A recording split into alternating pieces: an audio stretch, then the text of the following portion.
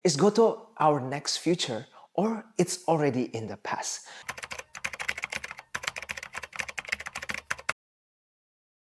Jadi teman-teman, di video hari ini kita akan membahas tentang Goto yang sudah mengalami banyak perubahan ya. Dan kalau teman-teman lihat harga sahamnya juga sudah mengalami banyak perubahan dari awal IPO sampai sekarang.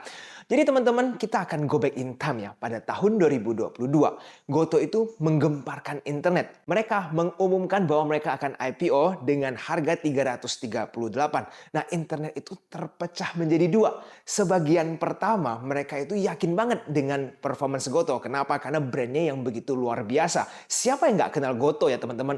Orang itu banyak yang belanja di Tokopedia dan bahkan menggunakan Gojek untuk mengirim barang untuk commute ya, sehari-hari pergi kemana-mana menggunakan Gojek. Tetapi di sisi lain teman-teman, itu banyak yang mempertanyakan valuasi Goto ya, dengan harga patok 300 lebih tersebut. Valuasinya itu terlalu mahal dan banyak sekali yang berspekulasi bahwa Goto itu akan menuju harga 50.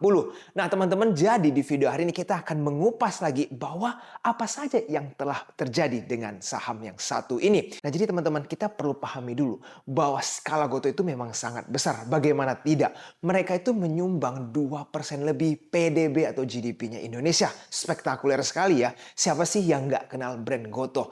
Tetapi kalau teman-teman lihat, harga sahamnya semenjak mereka IPO sampai hari ini sudah mengalami penurunan sebesar 70% lebih. Fantastis sekali ya. Dan teman-teman, yang lebih parahnya lagi, itu jumlah retail semakin lama semakin banyak. Kenapa saya bilang ini lebih parah?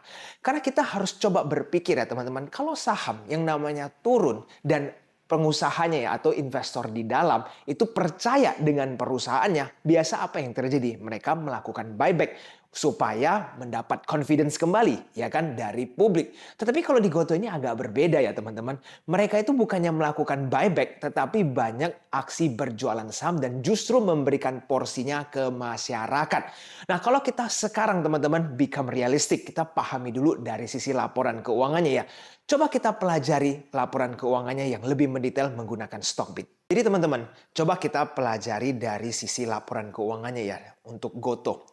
Di tahun 2021, kerugian mereka itu sudah mencapai 21 triliun dalam satu tahun. Kebayang nggak sih? 1 triliun aja itu udah banyak banget. Apalagi ini 21 triliun kerugian. Net loss teman-teman. Tahun 2022, kerugian mereka membengkak menjadi 39 triliun. Nah ini mengerikan sekali kan.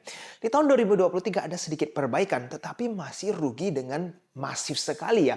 Jadi kalau teman-teman yang sekarang punya saham Goto, kita harus realistik. Pada saat awal beli saham Goto itu alasannya apa? Kenapa teman-teman beli saham Goto ini? Apakah karena brandnya yang bagus? Atau karena teman-teman masih menggunakan Goto atau bagaimana? Nah, yang lebih parah nih teman-teman.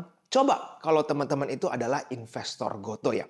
Jangan sampai nih teman-teman itu beli saham Goto ya. Menjadi investor karena percaya. Tetapi sehari-hari malah menggunakan kompetitornya. Contoh seperti Grab. Karena mungkin ada voucher yang lebih menarik ya. Diskon promonya lebih besar. Lalu teman-teman asik nih gunakan Grab. Itu gimana Goto akan cuan kalau teman-teman cuma harganya selisih sedikit. Bukannya setia menggunakan Goto tapi langsung menggunakan kompetitor lainnya. Dan teman-teman mengharapkan sahamnya itu naik dan profitable. Sedangkan teman-teman sudah berpaling ke kompetitor. Ini kan sangat tidak make sense menurut saya. Selain laporan keuangan, coba kita pelajari ya teman-teman dari sisi shareholder. Kita lihat jumlah kepemilikan masyarakat di saham Goto ini sudah tembus 71% pada saat video ini dibuat. Jadi teman-teman, sebuah perusahaan ya yang dikendalikan oleh big players ya, malah justru memberikan 71%-nya ke masyarakat. Kenapa? Karena mereka juga sebenarnya nggak tahu bahwa perusahaan ini bisa profitable atau tidak dengan burn rate seperti ini. Nah, kita juga harus mulai mempelajari ya teman-teman jumlah retail yang ada di dalam Goto seperti apa. Nih, saya akan coba lihat dari sisi 3 tahun lokal ya. Kita mau mempelajari. Perhatikan, yang garis biru itu adalah retail. Jadi tahun 2022 teman-teman perhatikan, itu jumlah retail makin lama makin banyak. Kenapa nih retail bisa makin lama makin percaya atau tiba-tiba berspekulasi di Goto? Coba kita bahas sebentar. Jadi kalau menurut pandangan saya teman-teman, awalnya Goto itu kan 300 lebih pada saat IPO. Jadi kalau harga sahamnya yang turun dari 300 jadi 200 jadi 100 bahkan under 100, itu para spekulan mulai berani mencoba ya beli saham Goto, apalagi yang pernah tuh ARB hampir seminggu ya kan. Orang merasa adanya diskon, bolehlah berspekulasi, makanya jumlah retail makin lama makin banyak. Tetapi pada saat harga sahamnya itu di bawah 100, pengendali pengendali itu bukannya malah menambah posisi. Teman-teman tahu nggak? Mereka itu justru berjualan. Dan average price mereka itu di angka 2. Teman-teman harus tahu.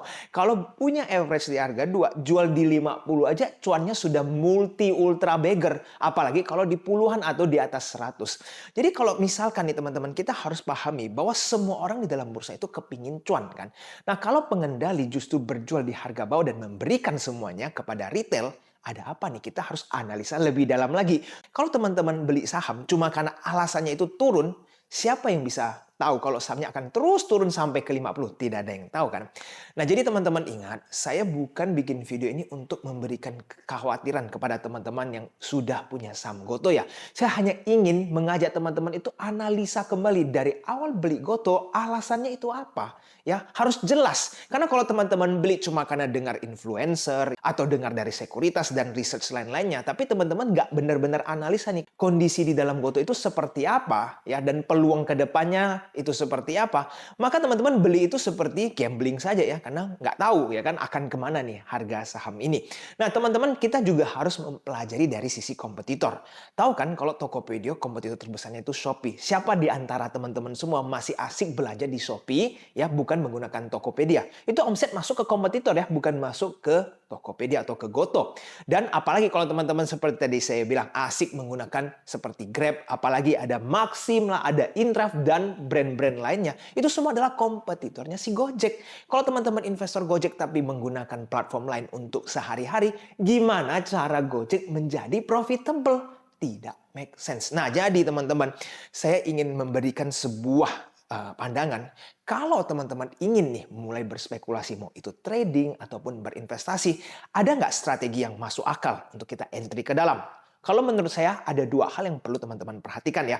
Jadi ingat, saya ini bukan menebarkan fear atau memberikan hal-hal yang jelek. Saya ingin berusaha justru membuka pikiran teman-teman kalau beli sebuah saham apapun itu, bukan cuma Goto ya. Alasannya itu apa? Jangan sampai nih teman-teman dengar video ini langsung jadi panik kan. Lalu main asal cut loss karena awal mula teman-teman nggak analisa dulu. Jangan sampai. Oke, kita kembali lagi nih. Kalau buat teman-teman yang ingin berspekulasi, trading atau berinvestasi, jadi ada dua hal yang teman-teman perlu perhatikan. Yaitu pertama, jika jumlah retailnya itu semakin lama semakin turun, barulah teman-teman mempertimbangkan saham yang satu ini. Karena kalau sebuah perusahaan yang diborong sama retail, siapa yang mau angkut sahamnya ke atas? Nggak mungkin kan bandar-bandar ini mau kasih cuan ke para retail. Sedangkan kita sudah tahu nih average price retail ini rata-rata ya di atas 100-an atau bahkan ada yang mulai masuk di angka 60-an ke atas. Nah, jadi kalau bandar kepingin angkut sahamnya itu retail-retail bisa keluar bahkan dengan profit. Jadi teman-teman kalau mau masuk ke dalam pastikan jumlah retail itu mulai cut loss dulu ya. Mereka cut loss di bawah, berpindah tangan dari retail ke big player. Barulah teman-teman yang belum punya barang berspekulasi silakan. Tapi kalau sekarang retailnya asik tampung, teman-teman tahu kan bandar sudah bisa cuan karena average price mereka di angka 2. Oke. Kondisi kedua adalah tunggu dengan laporan keuangannya jika sudah berubah menjadi profitable. Bukan berangan-angan ya, artinya teman-teman berharap next quarter sudah profitable. Bukan seperti itu. Tunggu benar-benar real profitable. Kuartal 4 kah atau kuartal berapa, yang penting sudah menjadi plus real profit. Barulah teman-teman mulai melihat apakah retail sudah mulai keluar dan Goto sudah mulai profitable. Dan kalau kedua kondisi ini terpenuhi, maka teman-teman kalau mau berspekulasi silakan. Dan teman-teman biasanya kalau sebuah saham sudah mendekati angka 50 ya, misalkan 50 sampai 60, biasanya adalah range yang paling besar fear-nya. Kenapa? Orang-orang yang beli di 300, 200, 100 semuanya akan mulai panik nih. Gimana kalau sahamnya tertidur di 50 itu loss semuanya. Uang capitalnya akan sangkut dan nggak tahu kapan akan kembali. Biasanya mereka akan cut loss karena sudah mulai menjadi panik. Nah, pada saat mereka cut loss kita lihat apakah retail yang tampung atau big player. Kalau justru another retail yang tampung berspekulasi, bisa saja kan Goto tertidur atau sideways di angka 50 sampai 60. Kita nggak tahu. Saya tidak bilang Goto akan ke bawah ya. Saya hanya memberikan sebuah contoh kalau di bawah angka 60 secara psikologis biasa retailnya akan mulai panik. Jadi teman-teman saya ingin bertanya nih buat para penonton semua ya. Nanti teman-teman bisa jawab di kolom komentar di bawah. Apakah Goto itu akan go to the moon atau Goto is going to gocap. Nah, itu teman-teman bisa memberikan jawaban dan penjelasan yang jelas. Jangan cuma bilang gocap tapi nggak jelas. Nah, itu saya tidak mau dengar karena tujuan video ini supaya membuka pikiran teman-teman semua mempelajari lebih dalam lagi. Oke, sekarang sebagai pembandingnya teman-teman, ada loh sebuah saham yang kondisi laporan keuangannya kurang lebih mirip seperti Goto. Contohnya apa? WSKT. Banyak retail itu berspekulasi karena harga sahamnya turun, mereka ngerasa sudah murah, ya kan? Mulailah mereka masuk ke dalam. Lihat akhirnya apa sekarang di WSKT. Kena suspend, ya, sempat gagal bayar hutang, dan kita coba ngintip laporan keuangan WSKT seperti apa. Itu rugi kan? Triliunan rupiah per tahunnya. Apa bedanya dengan Goto? Paling dari sisi balance sheet-nya memang kalau WSKT itu kelilit hutang. Kalau Goto masih tidak separah itu hutangnya. Tetapi dari overall performance laporan keuangannya ya, dari profit and loss itu sudah kurang lebih sama. Kerugiannya itu triliunan dalam hitungan tahun.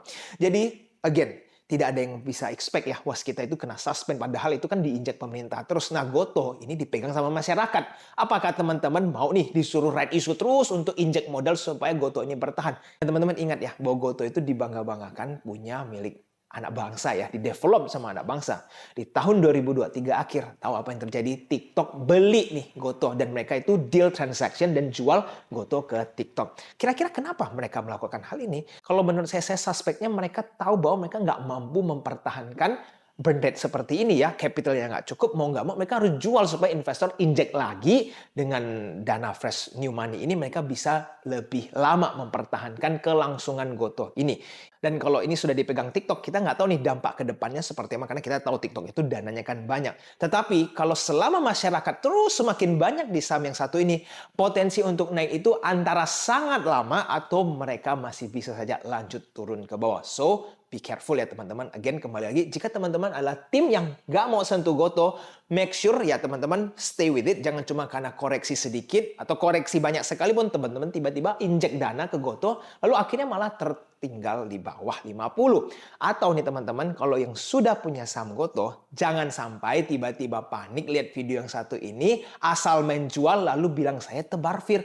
Padahal saya ingin teman-teman semua itu bisa menganalisa saham dengan baik. Oke teman-teman, saya ingin menyampaikan sebagai penutup ya, bahwa di tanggal 24 akan ada webinar ya. Temanya adalah Understanding How the Market Works. Tujuannya apa? Saya ingin sharing kepada teman-teman supaya teman-teman yang kalau kepingin cuan di dalam market, minimal itu harus tahu bagaimana cara market bekerja. Bagaimana cara kita bisa mendapatkan cuan yang konsisten kalau kita aja nggak tahu mekanisme itu, market seperti apa, siapa saja yang menggerakkan, dan bagaimana cara kita memanfaatkan momentum ini. Jadi bagi teman-teman yang tertarik nih, bisa hubungi kami di Telegram ya, @AGInvestAdmin.